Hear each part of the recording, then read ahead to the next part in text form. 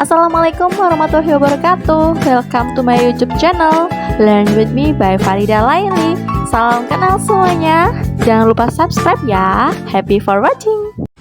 Yuk kita review materi Pranata Agama. Check this out. Assalamualaikum warahmatullahi wabarakatuh. Halo teman-teman mahasiswa dimanapun saudara berada. Kita masuk pada part ketiga di pertemuan kelima tentang Pranata Agama. Jadi kita akan membahas seputar Pranata Agama. Saya akan mereview apa saja yang dibahas di dalam Pranata Agama. Oke, kita awali dari apa sih Pranata Agama? Pranata Agama adalah sistem norma, aturan, dan tata cara dalam kehidupan beragama yang mana mengatur hubungan manusia dengan Tuhan dan sesama manusia. Di dalam Pranata Agama ini mencakup kepercayaan, praktik ibadah, aturan moral, serta lembaga keagamaan yang mengatur kehidupan umat beragama.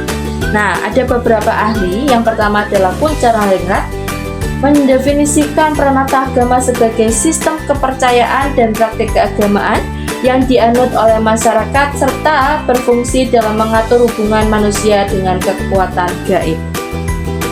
Sudono Sukanto menjelaskan Pranata Agama merupakan bagian dari pranata sosial yang mengatur kehidupan rohani dan hubungan manusia dengan Tuhan serta sesama. Emil Durkheim menjelaskan agama adalah sistem kepercayaan dan praktik yang berhubungan dengan hal-hal suci yang dianut oleh masyarakat sebagai bagian dari kehidupan sosialnya. Max Weber menjelaskan bahwa agama adalah seperangkat ajaran dan nilai yang dapat mempengaruhi tindakan sosial dan ekonomi seseorang di dalam masyarakat. Nah, tujuannya apa? Yang pertama, mendekatkan manusia dengan Tuhan, menanamkan nilai moral dan etika, menciptakan ketertiban sosial, memberikan rasa aman dan ketenangan batin, yang terakhir mempererat solidaritas dalam masyarakat.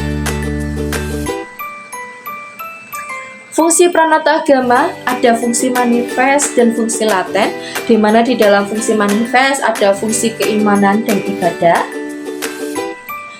Fungsi ini menjaga hubungan manusia dengan Tuhan melalui ibadah seperti sholat, puasa, doa, dan ritual keagamaan yang lain.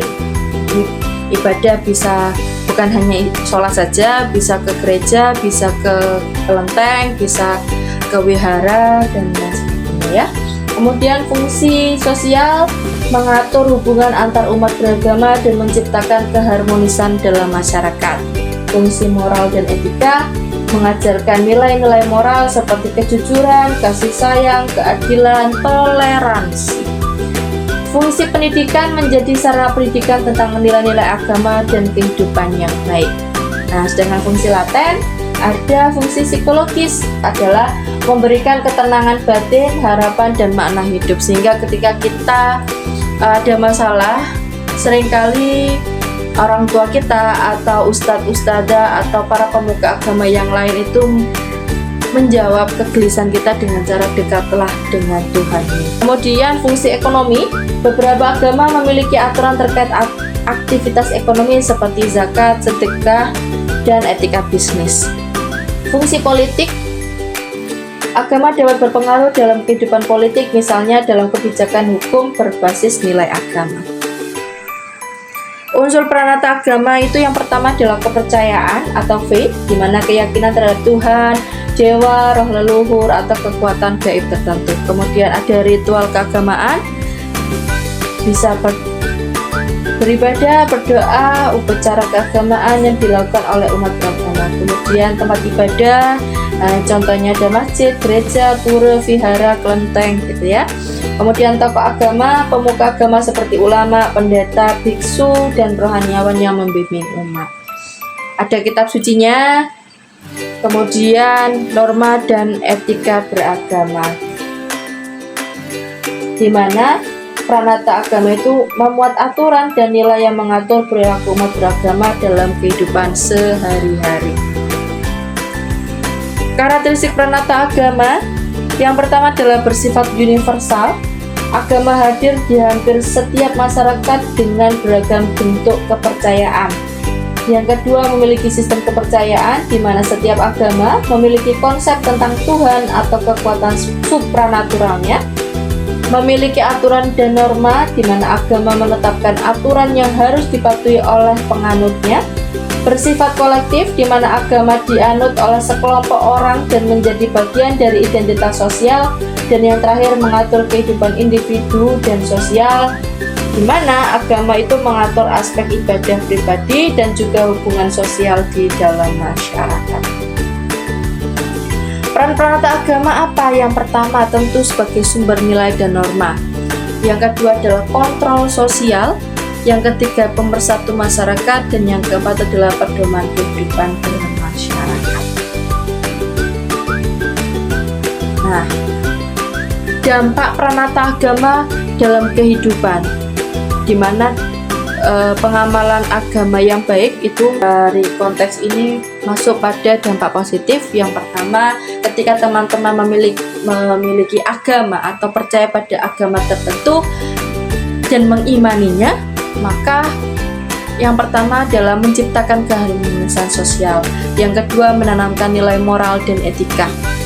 Dan yang ketiga, memberikan makna hidup. Yang keempat, membantu mengatasi masalah hidup.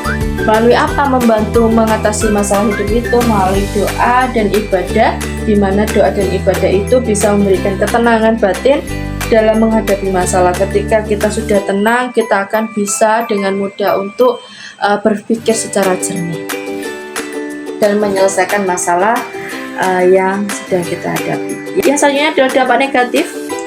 Adanya potensi konflik antar agama. Jika tidak ada toleransi, kembali lagi poin penting adalah toleransi. Jika tidak ada toleransi, perbedaan agama bisa menimbulkan konflik sosial. Yang kedua, adanya fanatisme berlebihan. Beberapa individu bisa menjadi terlalu ekstrim dalam memahami ajaran agama. Biasanya ini adalah berada pada kelompok-kelompok yang sifatnya adalah radikal, ya. Kemudian diskriminasi atas nama agama, di mana penyalahgunaan agama untuk kepentingan kelompok tertentu bisa menimbulkan ketidakadilan. Perubahan dalam peranata agama, yang pertama adanya modernisasi dalam keagamaan. Kenapa bisa? Dilihat dari pemanfaatan teknologi dalam penyebaran agama seperti ceramah online dan media sosial. Kemudian yang kedua, meningkatnya pluralisme agama. Adanya kesadaran akan pentingnya toleransi dan hidup berdampingan semakin meningkat.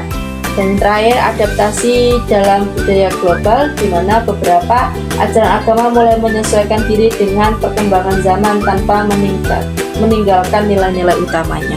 Nah, terkait modernisasi dalam keagamaan, di mana memanfaatkan teknologi dalam penyebaran agama ini di bulan puasa ini, ya, itu sudah banyak sekali konten-konten, baik konten milik orang muslim atau konten-konten milik non-muslim, membahas tentang toleransi beragama. Ada konten login. Nah, mungkin teman-teman sudah familiar. Login itu konten miliknya Deddy Corbuzier, channelnya Dr. Richard Lee, kemudian ada Denny Sumargo. Nah, itu dan konten kreator lainnya. Itu adalah pemanfaatan teknologi dalam penyebaran agama dilihat dari modernisasi, ya.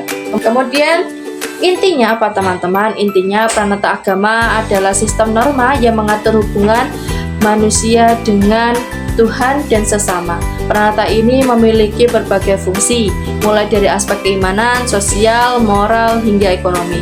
Meskipun memiliki dampak positif yang besar, peranata agama juga memiliki tantangan seperti konflik antar agama dan fanatisme. Oleh karena itu, diperlukan sikap toleransi dan pemahaman yang lebih dalam terhadap ajaran agama agar dapat menciptakan kedamaian dalam kehidupan bermasyarakat. Terima kasih, ini adalah video terakhir di pertemuan kelima. Semoga bermanfaat.